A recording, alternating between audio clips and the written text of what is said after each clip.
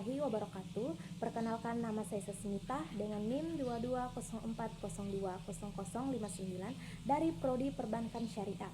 Di sini saya akan membahas jurnal yang berjudul Partisipasi Bank Indonesia dalam Pengaturan Digitalisasi Sistem Pembayaran Indonesia dari Jurnal Akuntansi Keuangan dan Bisnis pada tahun 2024. Adapun bagian-bagian dari jurnal yang akan saya jelaskan yaitu latar belakang, metode penelitian, pembahasan, kesimpulan dan saran, serta saya akan membandingkan jurnal yang saya jelaskan dengan jurnal teman-teman saya.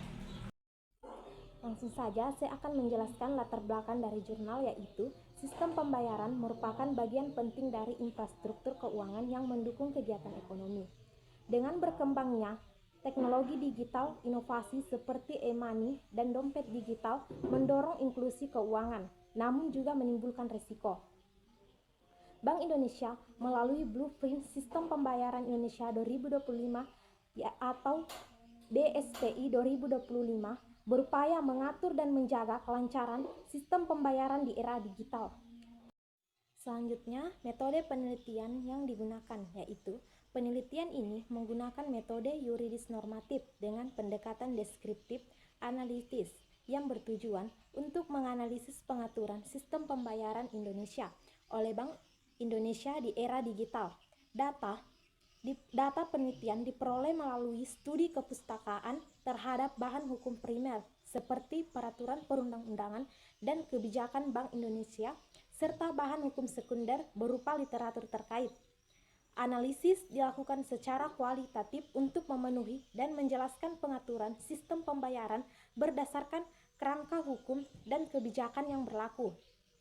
Adapun pembahasan dari jurnal ini yaitu jurnal ini membahas peran Bank Indonesia sebagai otoritas sistem pembayaran dalam mengatur sistem pembayaran di era digital dengan mengacu pada Blueprint Sistem Pembayaran Indonesia 2025 atau BSPI 2025.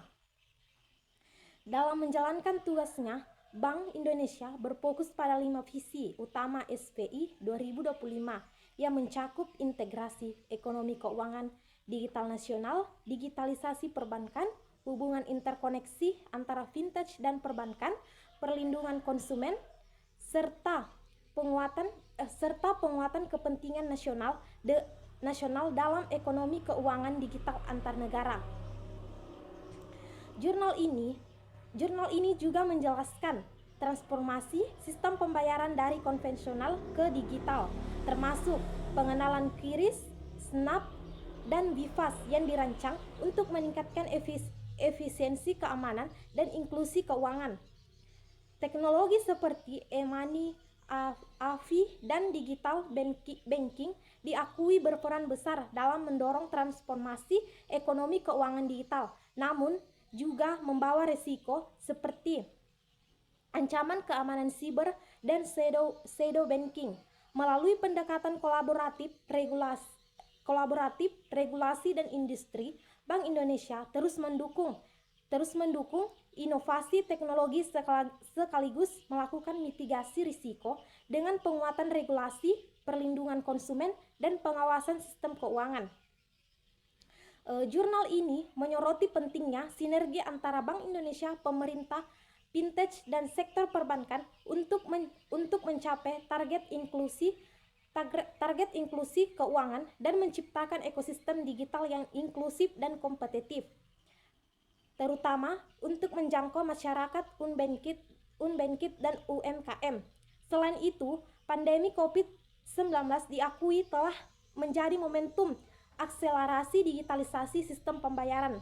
Untuk menghadapi tantangan era digital ini, monitoring dan evaluasi terhadap implementasi SPI 2025 menjadi kebutuhan penting guna memastikan keberhasilan strategi dalam mewujudkan sistem pembayaran yang modern dan andal.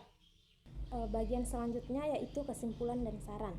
Pengaturan sistem pembayaran Indonesia oleh Bank Indonesia dalam era teknologi digital dirancang berdasarkan 5 visi sistem pembayaran Indonesia 2025 atau SPI 2025 yang dituangkan dalam Blueprint Sistem Pembayaran Indonesia 2025 atau BSPI 2025. 5 visi ini mencakup integrasi ekonomi keuangan digital, digitalisasi perbankan, interlink antara fintech dan perbankan, keseimbangan inovasi dengan perlindungan konsumen, serta kepentingan nasional dalam ekonomi digital antar negara. Hingga 2022, 3 tonggak penting telah dicapai, yaitu QRIS, SNAP, dan BIFAS.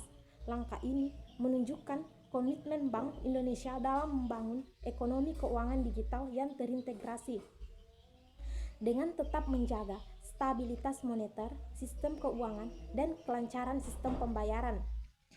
Adapun sarannya yaitu Bank Indonesia sebaiknya meningkatkan monitoring dan evaluasi secara berkala terhadap implementasi SPI 2025 untuk memastikan efektivitas dan keberhasilan program strategis yang telah dirancang. Selain itu, penguatan literasi keuangan digital perlu diperluas ke seluruh lapisan masyarakat, terutama kelompok unbanked, agar inklusi keuangan dapat tercapai lebih cepat dalam menghadapi risiko keuangan siber. Perlindungan data konsumen harus menjadi prioritas, didukung dengan penguatan regulasi dan sistem keamanan. Kolaborasi erat dengan fintech, lembaga perbankan, dan pemerintah juga penting untuk menciptakan ekosistem digital inklusif, inovatif, dan mampu menjawab tantangan teknologi di masa depan. Selanjutnya, perbandingan antara jurnal saya dan teman saya, yaitu jurnal yang akan dijelaskan oleh teman saya, Jasriana, berjudul Pengaruh Kurs Rupiah, Inflasi, dan Suku Bunga Bank Indonesia Terhadap Harga Saham. Jurnal ini membahas bagaimana kurs rupiah, inflasi, dan suku bunga memengaruhi harga saham di sektor perbankan Indonesia selama tahun 2020 hingga 2022. Melalui penelitian kuantitatif ditemukan bahwa ketiga faktor ini ternyata berpengaruh signifikan.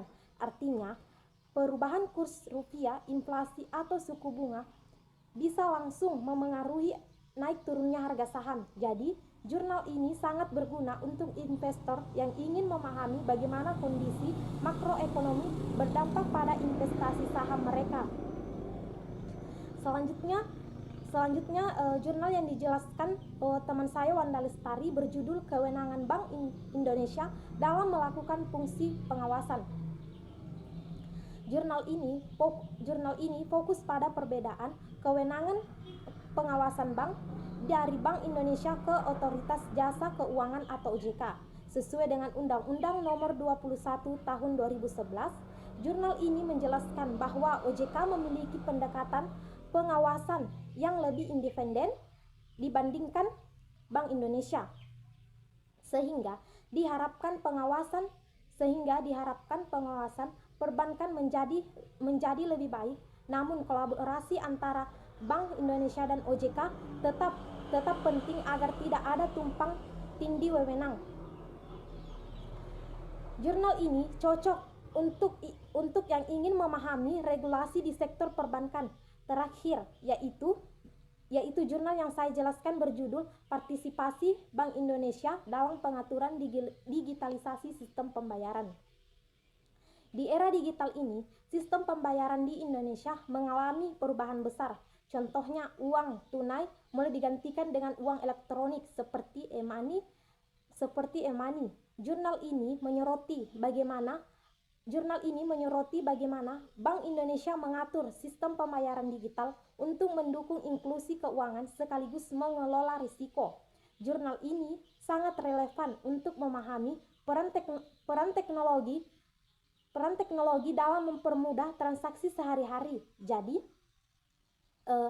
itulah perbedaan antara jurnal yang saya bahas dan jurnal yang teman saya jelaskan, yaitu jurnal yang dibahas Jasriana fokus pada harga saham serta menggunakan metode kuantitatif. Jurnal yang dibahas Wanda Lestari fokus pada pengawasan bank dan menggunakan pendekatan yuridis normatif atau analisis hukum. Dan jurnal yang saya bahas yaitu digitalisasi pembayaran menggunakan pendekatan yuridis normatif atau analisis hukum. Itulah penjelasan dari saya. Semoga Semoga penjelasan ini membantu kalian memahami isi dari jurnal yang sudah saya bahas. Terima kasih. Terima kasih sudah menyimak. Saya akhiri dengan wassalamualaikum warahmatullahi wabarakatuh.